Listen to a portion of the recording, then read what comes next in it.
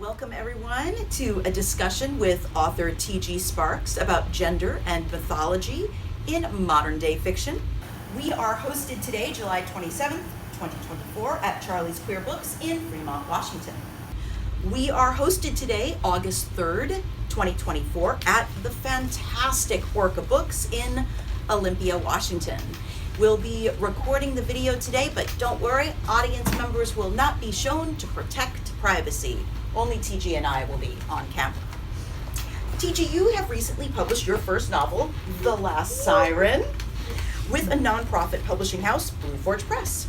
You'll be reading a selection for us today, but can you tell us a little bit about the role that gender plays in The Last Siren? So gender played a very important role because the very first starting bit of what created the idea was I was seeing an influx of Tumblr posts about it would make more sense if sirens could change gender at will. And at the time I was having my own gender journey struggles. So I was like, what if I just made a gender fluid siren and wrote a whole book about that? So the main character of the story, Holly, is gender fluid, and they are a siren and they switch genders at will.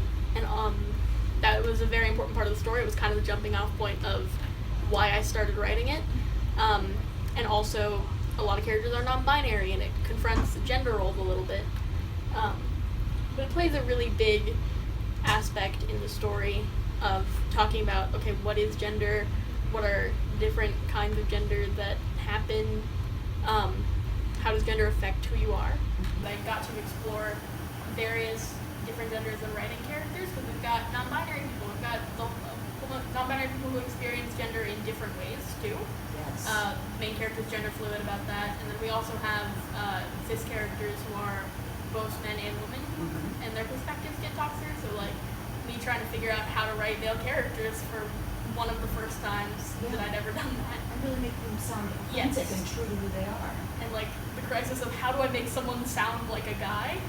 Yeah. And realizing, I don't know, just And kind what of is that? You know what I mean? Yeah. Asking ourselves as authors, what is it to sound like a guy? You see, as a kid reading, I'd see queer people and non-binary people in contemporary settings. That's where I would see it, but then I wouldn't see very much queer non-binary people in high fantasy, and I love high fantasy.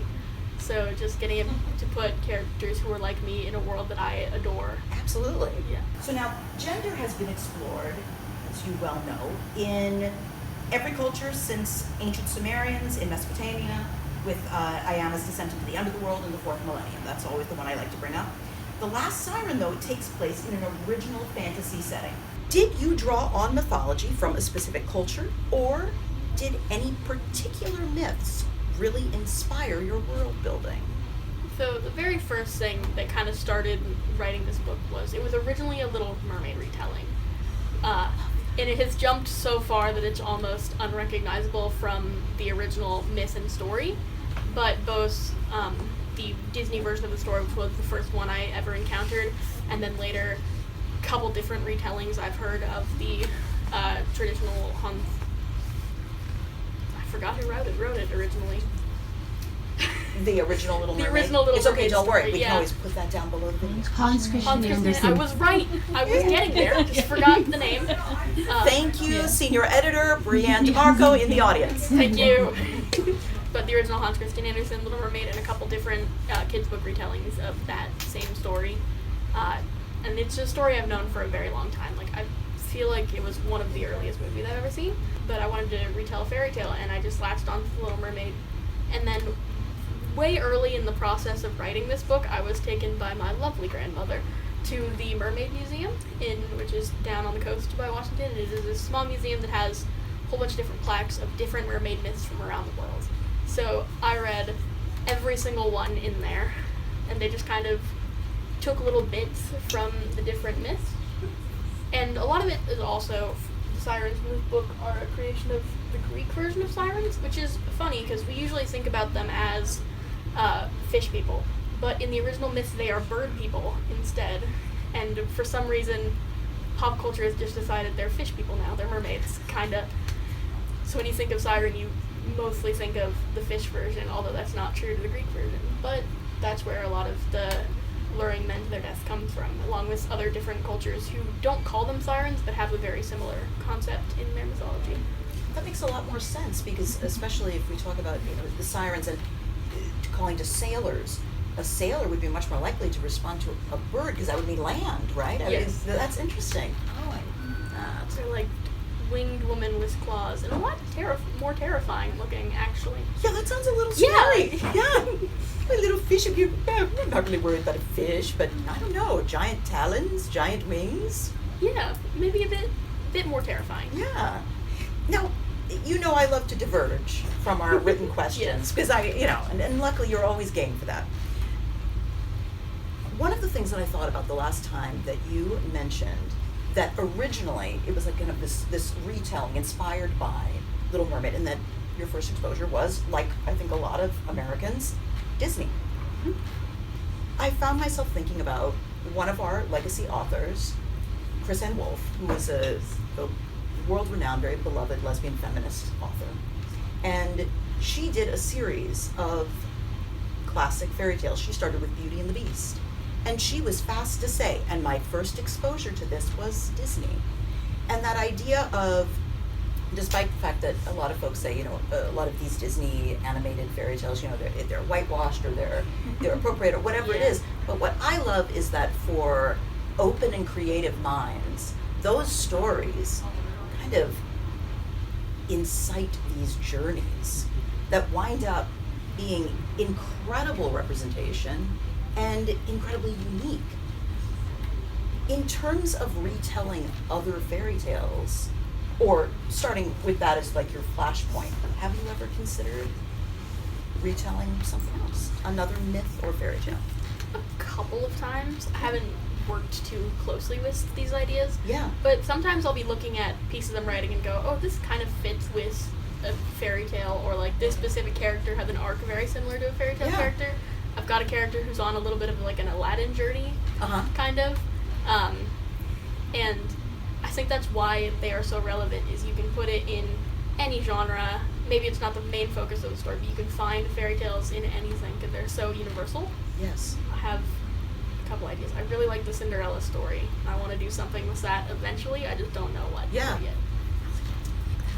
I like that. I think people discount too quickly the early fairies. Yeah, early fairy tales, the ones that we're exposed to in early childhood. Mm-hmm. I'm like, no, there's a lot to mine there. There's a lot of archetypes and anyway, I'm sorry. I'm glad to hear. There's a lot of stuff about like the story process too that we can't explore in a children's media. Yes. And like the emotional context of different stories too that I'd like to get into at some point. Mm-hmm. From Joseph Campbell to Kate Bornstein, authors and theorists have been talking about gender for generations.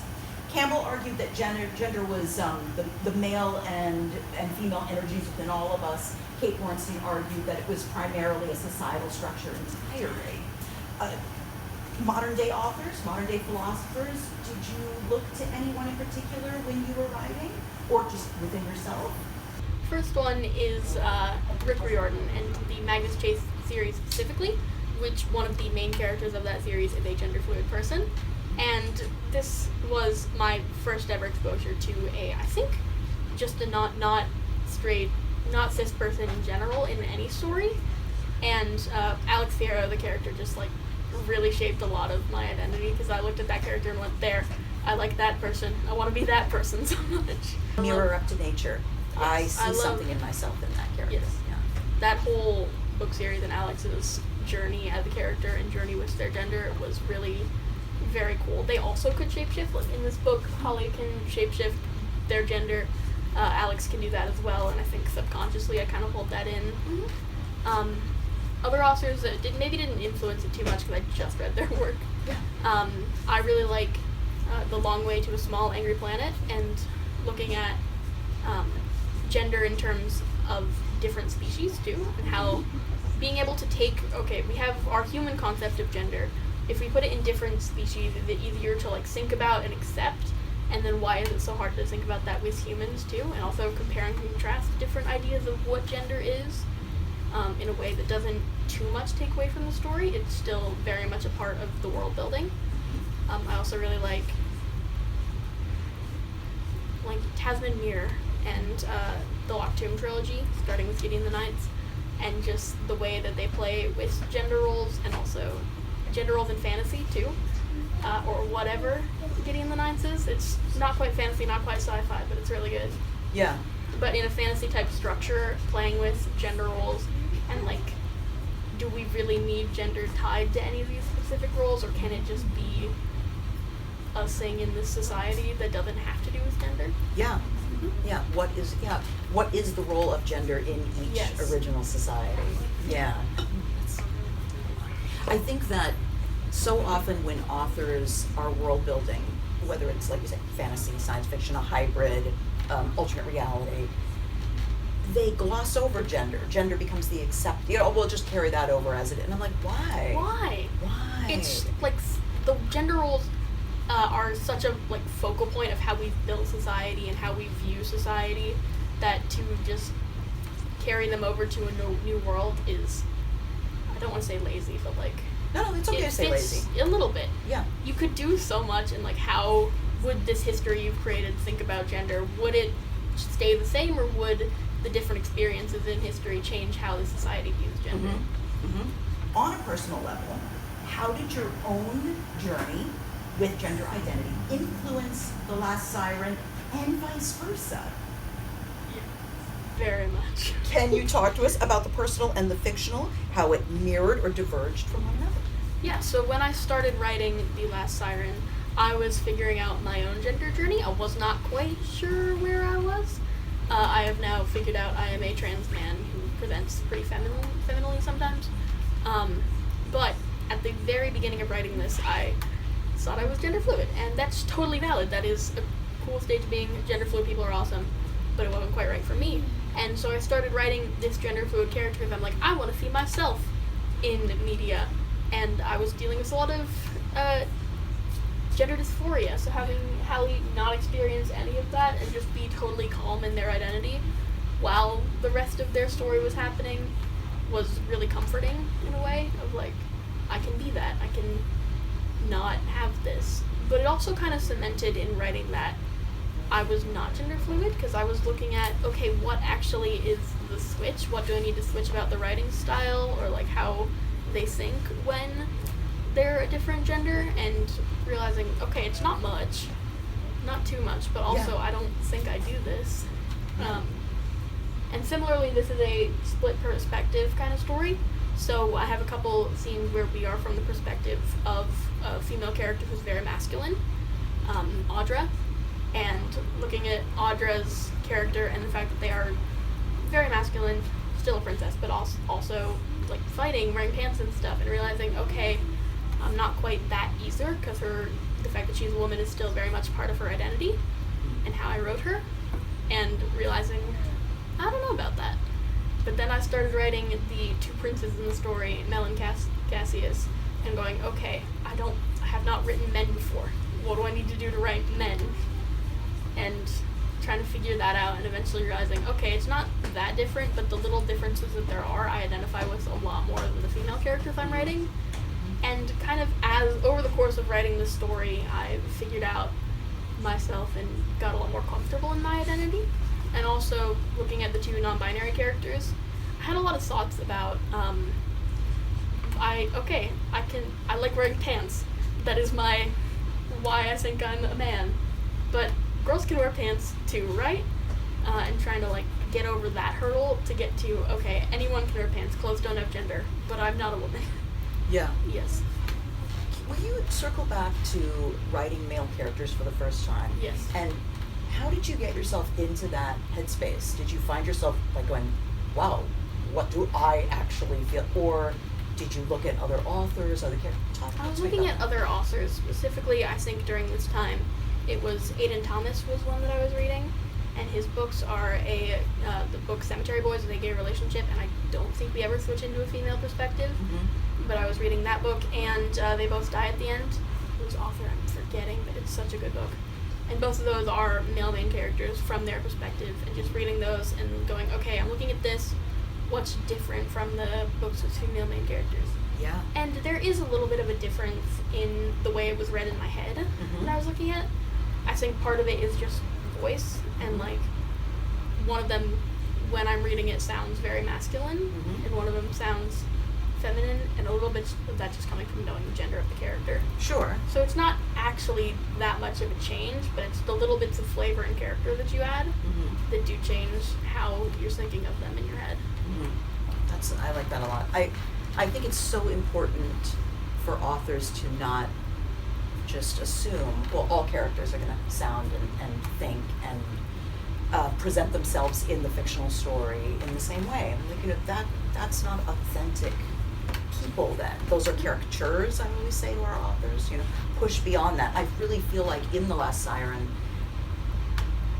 every character, whether it's a secondary character or a main principal, sound authentic. And I really appreciate that. So get the book right now. Pause the video. Okay. All right. So you're going to read a section for us today. Yes. Would you like to tell us anything about the section before you read? It's pretty self-contained. Okay. Hallie is using she, her pronouns in this section, Mm-hmm. but directly after it, we get to the bit where she's using she, her pronouns for the entire section, but that does change later. Okay. All right. Making sure you're aware, because No. both sections I've prepared to read, I realized Hallie is using she, her pronouns both times. It's just by chance. Yeah. Okay. Just by chance in both of the ones I've read before and out loud. Okay, that's fair. And we are reading chapter 3. I'm gonna stay. Well, Audra said to her horse, we are definitely lost. Her horse neighed, probably not in response, but Audra decided to think it was. The sun had gone down about 3 hours ago, if she had to guess, and she was, at this point, stumbling blindly through the forest and talking to a horse. At least it was a nice forest. All forests in Carnelian were nice, but the ones behind the castle were some of her favorites. It was all due to nostalgia.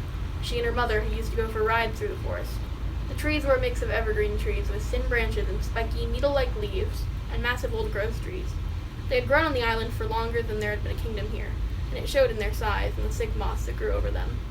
She was off the beaten path now, which meant she did have to keep her eye out for blackberry bushes. She didn't have to worry about stinging nettle or poison ivy because she had tall boots and pants, but her horse did, so she still kept her eyes peeled. She groaned and tilted her head back before dismounting. We're not getting home tonight, are we? She asked, once again talking to her horse as she tied his reins on one of the evergreen trees. She sighed, laying down on the damp forest floor. It was cold, but there wasn't really anywhere else to sleep.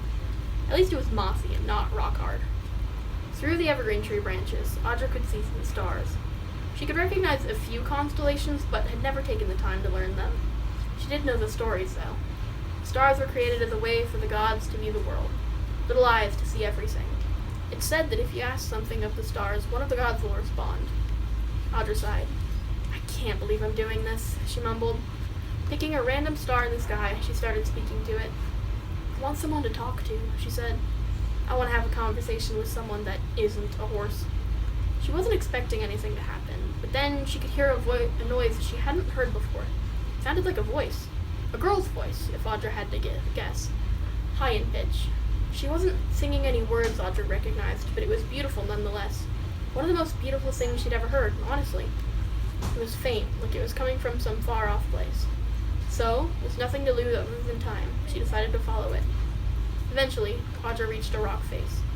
It wasn't huge, but it was large enough that most people would just go around it if they came across it. Audra wasn't most people. The voice was coming from the other side of the rock, and by gods, it sounded beautiful. Seeing who it belonged to wasn't a want anymore, it was a need. She felt enchanted, like someone had taken her brain and flown away with it. Maybe, in other circumstances, she would have realized what was happening. But she didn't. It took a bit of doing, but eventually she was able to climb one of the smaller trees and vault onto the top of the ledge. Probably not her greatest decision, but hey, it worked. The ledge wasn't as big as she had anticipated. She could probably lay down flat across it with not much room to spare. The ledge itself went around in a circular shape, surrounding a drop-off. Curious, Audra moved closer to the cliff. She gasped in shock at what she saw. It was a grotto, a beautiful lake surrounded by large rock formations. The water itself was dark and deep. Audra couldn't see the bottom. It would be dark in the grotto if it wasn't for the bioluminescent moss that hung from the top of the ledge Audra was standing on. The green, pink, and blue glow gave the entire place a majestic air. It didn't feel human. It felt like where some kind of deity would dwell. As for where the music was coming from, well, sitting on a rock a little way to Audra's left was the siren from the market. Her? Audra screamed internally. Great. I come out here to try and stop thinking about her and then run into her anyway. Just my luck. Audra looked at the girl again, taking in all of her appearance. She was white with a light tan. Her skin was clear, unlike Audra's, which was covered in freckles. Her face was round, framed nicely by a cascade of flowing blonde hair. This time, Audra could see her tail. She had seen sirens' tails before, but she hadn't ever had the time to properly take in their beauty. The scales were metallic and shiny, with nice, alternating emerald green and dark blue colors. Her fin looked like fine glass and was spread over rods of colored metal, shades of blue and green. She was, Audra admitted, very attractive. She had come to the realization a few years ago that her attraction went both ways. She found men attractive, but at the same time also found women attractive. She'd been 14 at the time. At first, she'd assumed it was just a phase, but it's now been 3 years, and she realized being attracted to both men and women was just part of who she was. Audra crawled forward a bit, wanting to get a better look at the amazingly beautiful girl in front of her. She was so enchanted she didn't realize how thin the ledge was. Crash! The rock broke, sending Audra tumbling into the cold waters. She couldn't breathe. It was dark, so dark she couldn't see her own hands. Salt water stung her eyes. She tried to swim, only to get her feet tangled in the moss she had taken down with her. She didn't even have time to think of any last words. Her mind just running a constant loop of fear, fear, fear. And then there was light. Blinding and light blue, a figure came towards her. Just as she was about to fall into unconsciousness, there was a foreign feeling on her lips. Hesitantly, Audra opened her eyes, only to be met by the most beautiful eyes she had ever seen. Emerald green pupils that looked like gems, surrounded by a sea of dark blue where the whites should be. Siren's eyes. Audra, Princess of Carnelian, was being kissed by a siren, and she couldn't deny that she kind of liked it. The kiss was broken all too quickly when the siren raised her hand and a bubble of blue magic surrounded them, allowing Audra to breathe. The siren smiled as she grabbed Audra around the waist and pulled the two of them onto the rock she was previously sitting on. Her hold was gentle, but strong. Audra collapsed onto her hands and vomited. It wasn't the impression she had wanted to make on the cute siren girl, but it had to happen. She had to get all that water out somehow. It was made up for when she felt the hand on her back rubbing comforting circles. There, the siren soothed. When Audra was done with her vomiting fest, she rolled over and put her hands over her eyes. Siren did some magic with her hand and used water to clean up the mess. I'm sorry, Audra mumbled. The siren smiled.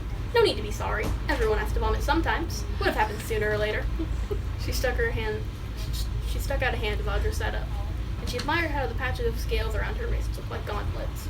I'm Hallie, and you seem to have fallen for me, she joked. Audra laughed a weak laugh, but took her hand, pulling herself up into a sitting position so the two were facing each other. If my memory serves me right, you fell for me first. Hallie flushed and crossed her hands over her chest. That's irrelevant. Audra smiled. Was that your attempt at flirting with me? Hallie flushed even more. Maybe, she mumbled. It was cheesy. Hallie glared. Hey, I think it was good. With that, Audra full-on laughed. She really wasn't all that intimidated, and her anger was actually kind of cute. Hallie cracked a smile and was soon giggling next to her. After their giggling faded out, the two simply sat in a comfortable silence. Why did you let me go? Hallie asked in a whisper. It was almost so quiet that Audra couldn't hear her. What was that? She asked. Why did you let me go? You're supposed to hate me. Your father does, Hallie explained weakly, fiddling with her hands. Audra felt her temper flare. I am not my father, she yelled, immediately regretting it when Hallie flinched back violently. I'm sorry, she tried again. I shouldn't have yelled. I just hate it when people compare me to him, she explained, spitting the last word out like bile. Don't share my father's views. I was primarily raised by my mother. She taught me that we should protect every citizen, no matter if they're human or siren. Hallie smiled. Your mother sounds like a lovely woman.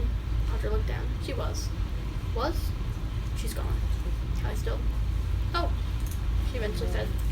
The two sat in silence again, this one not as peaceful as before. Hallie grabbed Audra's hand after a minute. Mine too, she mumbled. Audra inwardly winced at that. She knew the most likely reason why. I'm sorry for your loss. That was all she could say, as lame as it was. She knew that wouldn't help the pain, but she didn't know what else to say. Hallie smiled again. So, why are you out here? She asked, effectively ending their earlier conversation. Audra wasn't inclined to restart it anyway. I got in a fight with my father, she shrugged. Nothing too major. Actually, she grabbed Hallie by the shoulders and shook her. Hallie flopped like even more of a fish. You idiot! Did you seriously get caught? See, I told you it was dangerous. She stopped shaking Hallie. I know it's dangerous, Hallie grumbled, and I was being careful. Things just happened to go wrong. Well, you could have been more careful. Please, do enlighten me. How? Audra rolled her eyes. Oh, I don't know. Maybe not taking one of the main paths? That made Hallie pause. Well, I admit that probably would have been a better option. Audra smirked. I will counter that I don't know my way around. Audra's smirk dropped. That does make sense. Now Hallie smirked. Ha! She bumped her fist in the air. Again, an easy silence came over the two. Audra took a minute to take in where they were. From the angle they were at, the grotto looked a whole different kind of beautiful. The glowing moss mixed with the night sky and stars. The water, while still deep, now had a reflection of the stars. This place is sacred among the Sirens, Hallie started. It's known as Lover's Grotto. The water is incredibly deep, and when you can't see it from here, the outside walls have been intricately carved by our craftsmen. This place is only ever used for ceremonies, weddings, name-givings. Hallie paused, her words seemingly stuck in her throat. And funerals. Audra nodded. I can see why. It's absolutely breathtaking. Hallie smiled. I'm glad you think so. To my knowledge, you're the first human to see it. Audra was shocked. I'm not supposed to be here, am I? She eventually said. Hallie shook her head. Not really, no, but for some reason, I feel like you're meant to be here. I found this place because I asked the gods for someone I could talk to. Then I heard you when I hadn't before and followed the sound here. Why would you follow an unknown voice through the forest? I don't know much about forests, she gestured to her tail, for pretty obvious reasons, but if they're anything like kelp forests, following random voices sounds like a bad idea. Audra blanked. Actually, that's a good question. That isn't something I would normally do. Wait. Hallie froze. Did I accidentally enchant you? Oh no, I accidentally enchanted you. I'm sorry. Calm down, she laughed. I'm not mad. I'm glad you did, truthfully. Why? Because if you didn't, I wouldn't have met you. Oh. Well, then I have to agree. You're a lovely person to have met. Properly this time, Hallie told her. Audra smiled. Right. Besides, at least now I can say you're enchanting. Oh, shut up. I always feel like until you almost drown and are vomiting, you really haven't met someone. That's always what I have found. I love the inherent humor. I mean, I feel like I'm sitting here and I'm almost anticipating because I know the scene well enough that I'm like, oh, zinger, oh, zinger.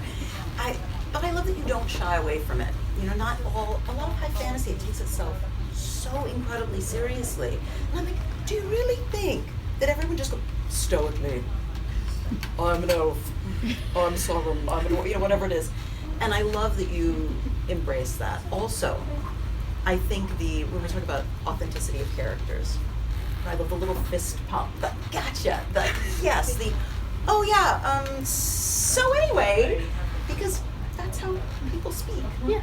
You know, people are funny. Yes, people are funny. People are funny. And topics change. And sometimes we're like, oh, we just opened this door, but I really don't want it. Let's close that door. Let's close it. No. And go in another way. Later time. Let's go that way. Talk to me about your favorite kind of scene to write. Action, mystery, suspense. I love banter. This when two characters are just like going back at each other, talking. Mm-hmm. Without anything really, but I just love those little bits of character that you get from what you say to your friends. Yes. And how you talk to your friends, because that says a lot about your relationship, how you view other people. Yes. How they view you. Yes, absolutely. Now, I almost didn't do this last time, but I'm going to make sure to do it this time. In the audience today is senior editor Jennifer DiMarco, who ultimately is responsible for the publication of The Last Siren. Brienne, is there any question that you have for TG that he could answer, or is there something that you'd like to say about the book or comment on or something to share? Anything at all? One of the things that I really loved was, TG, how you were talking about how you really got to explore your own gender through the book. And I think what I love is that I wish that there had been books like this when I had been in those like formative, like teenage years, because I think I was just so confused because the little bit that there was, all of the representation was like you were gay or you were straight, and I was not either of those. And I was just mostly confused. And the little bit of representation that there was all very biphobic, and I love seeing Audra just so completely be a really cool romantic partner with Holly, because she just accepts like, oh, your gender just switched, very cool, Like we're not even talking about it. We're just continuing our lives. I liked the person, and I think for me that's what I loved is that's how I am. It's like I like the person. I really like their gender is just another thing. Like they also have a hair color and an eye color and a foot size and a preference of what clothing they like. I'm like, cool. That's as important as it is to me. I'm like, and so for me, I really love finding books that I wish I had had when I was a kid and a teen. And so I think that's the biggest reason that I really wanted to publish The Last Siren. I don't think TG and I can sit down and talk about The Last Siren without representation coming into play. Yeah. And I think that unfortunately sometimes the importance of representation is misconstrued as when you talk about the formative years. Don't put these ideas in their heads. No. It's not about that. It's about there are young people who are already struggling with these ideas and just hoping to find something that says, I am not alone. And maybe put a name to it. Yes. Because being able to put a name to the thing can really help. Yeah. Sitting down for one of the first times with a therapist, as a young woman who grew up in the 1970s, with two moms, to sit down at 16 and look my therapist in the eye and say, I just don't think there are any other lesbians my age. And her kind of go, okay, no, there are. Let me write down a couple of authors and some support groups. But that importance of, I think, is vital. Do we have any other questions that anyone would like to ask TG or ask about the book? Or I'd like to know a little bit about how you build characters, like where you start from and like what elements of their personality or their appearance or things like that you tend to put them in and what order those things come to you. There is a little bit of a defined order. A lot of times I will just have someone pop out and I'm just like, where did you come from? Hi. But first of all, I think roles in the story often come first. Like a role in the story will come first. So whatever archetype they need to fill, whatever bit I need them to have, whatever power I've decided to give them. In like a recent example, I had someone I was like, I'm sure of what you need to do. You have storm powers. What else can I like give you? And then very quickly after that is like, okay, we have what they need to do.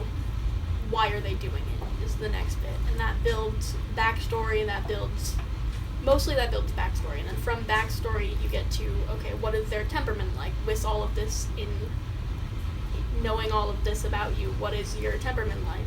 And sometimes that like swaps around, like temperament comes first. If I need a specific character with some very specific like vibe, that's usually the first bit, and then we build backstory. And then from that, appearance is next, and then names are the hardest. Names are so hard. I'm working on a large cast thing, and I realized about 2 days ago that I never named like several very important characters. I have like 2 people who are named, and we're getting very close to the scene where they come up, and none of them have names. I know everything about them except their name, and they're very important to the story. They're like the second main character, and they don't have a name. So. what is going to be, what will your approach be? Will you look at, some authors talk about looking at baby name websites? Yes. For this one, it's really fun if you Google the meaning of all of their names, because I'd search up the meaning of the name and then go down a list of different names. I'm pretty sure Hallie is just ocean. Audra, I think, means noble leader or princess or something like that. Mel is a plant name of some kind, and he's a gardener. Yeah. I think Cassius just means noble, and he's a prince. I just search up the meaning of the name, and then go through a list of ones that I like. Which kind of works since you build from role first, or needs, roles. Yeah, that's interesting. Oh, I like it very much. Anything else? Go ahead. So do you start with kind of an outline of how the story is going to go? Or do you write a scene here, kind of bounce around, and your story flows from there? The first thing that comes is just vibe of the story. The aesthetic of the story is what comes first. So this one started with okay, I want to do gender Little Mermaid, kind of Washington setting. and just have that in my head first. And then I started somewhere, because it was not the same place I started in the book. I'm trying to remember what the first couple scenes were that I started, because the meet cute that they have in the book happened way later, and I don't remember where they originally start. I think it was the scene that I just read was the first scene, so that like changed a lot from the first draft. So I wrote that scene first, and it really impacted, okay, where am I going from here? Why is it weird that they're meeting? Why has Audra never been here? Why is there tension? And that just completely switched how the story went, but it kept the same vibes, because, yes. So ambiance, First. and then from that, questions. Yeah. Oh, I love that. And then do you then say, okay, so now I ask myself these questions, and then I'm now going to answer these questions, and I'm going to purposely leave this unanswered? Or do you ever leave things purposely untied up? A little. Not really. Not, I think that's perfectly For fine. this one, at least, it was very much just stream of consciousness, pick it up where it starts, write it.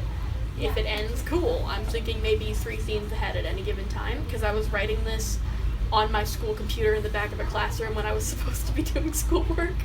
So, Most great yeah. novels are written in Yeah. the back of the No, classroom. Yeah. I did get the schoolwork done, but like I had extra time, and I just opened a Google Doc and stream of consciousness write for however long the rest of that period was. Yeah. So a lot of it was not planned. Yeah. I think Cassius and Mel, entirely not planned. They just showed up. Really? Yeah. Because I knew I wanted them to, this is a little bit of a spoiler, I wanted Audra and Hallie to like murder someone together, and so I needed to get someone here that we could do that to. Next question.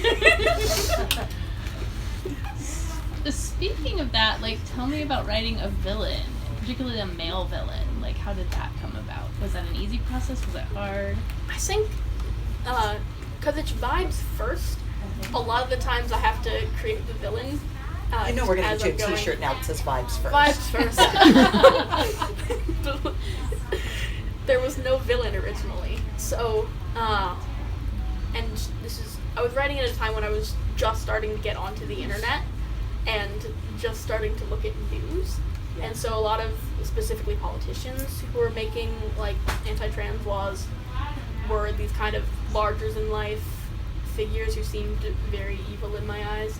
So I kind of just put my feelings about that into the main villain of the story, which he doesn't, in all fairness, he doesn't get that much attention as a character aside from being the main villain. He has his motivations, but he is just there to fill the function of a villain. Yeah. But a lot of that came from being kind of like getting onto the internet and getting hit with this like depressing wave of the news that we were seeing. Yeah.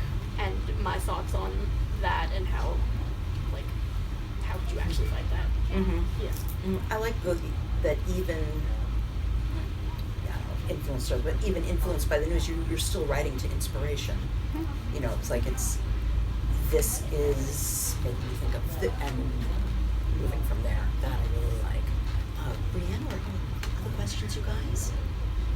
We were talking a little bit about world building in The Last Siren, and we talked about sort of the character building, but you've got a whole geography and system of kingdoms and different pods for the sirens. How did that come about? How did you build or think about building that and organizing it? I think a lot of it came from one of my favorite things in novels, which is when there's a map in the front. I love having a map in the front. It's so fun. But I don't know, I was like, okay, not all the sirens are dead. Why are not all the sirens dead? Okay, this specific group is gone, so then there are other groups, right? And that's how they came about. And then I brought in a prince from another kingdom, and I'm like, okay, he can't be the only one here. Let's bring in 2 more people. And they showed up, and I'm like, okay, they need kingdoms. What are their kingdoms like? Where are they from? And so at some point in 8th grade, we had an art class where we were just allowed to paint anything, and I made a like color-coded map of the extended world, and I painted it upside down and I lost it, so it was not accurate, but I did paint the entire thing, and it's like, okay, here's where they are, and here's like their relationship to each other in terms of distance and like why do they know each other? Because they're on an island nation, so how far away are these other kingdoms? Where are they coming from? Why do we know them? Why do we care about them? Continually going back to that idea of Yeah. like asking myself this question, and then I love that. That's very interesting. I think that a lot of times people do assume there's only two ways of writing, by an outline, or I just didn't write whatever, but I love this idea of like, I write on about 3 scenes ahead, asking these questions and wondering. That's fascinating. Were you writing to continue with another possible book related to the sirens? And what happens to them Maybe after this book? I don't know if it'll ever get a sequel, but if anything, prequels or stuff in the same universe, I set up a little bit for a prequel, maybe eventually. But it's not the main project right now. It so beautifully stands on its own, I have to say, which as a publisher I'm not supposed to say, because they always say, one connection to a previous book is always a good idea. And I'm like, yes, but sometimes books are just fantastic just as they are. And The Last Siren is. And you can get a copy of The Last Siren at Charlie's Queer Books in Fremont, Seattle, or right here at Orca Books in Olympia. Beautiful store, incredible vibe, and you can ask a lot of questions and find your answers right here. The Last Siren, Charlie's Queer Books in Fremont. Remember, you guys, one of the most important things is representation. So even though we know that you can get the book anywhere online, isn't it wonderful that we still have queer bookstores right here in our communities? TG, thank you for talking with us today. Thank you. And thank you for reading from the fantastic book. And we will post this video and send you the link. Awesome. Thank you for filming, Diane.